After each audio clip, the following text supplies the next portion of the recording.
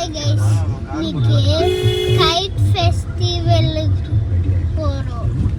வர வர எனக்கு மழை பெய்யுது. சத்து கேட்குதா? நான் வர விண்டோ இருந்தேன்.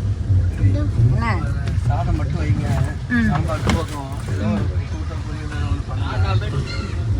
சாதம் 3 மணிக்கெல்லாம் கிளம்பி 3 மணிக்கு கிளம்புனா 4 மணிக்கு மேலே டியூஷன் போக முடியாது. 2 மணிக்கு பரவாயில்ல. 3 மணிக்கு கிளம்புனோம்னா 4 மணிக்கு போயிடலாம். 2 மணிக்கு கிளம்புவாங்க. வண்டோல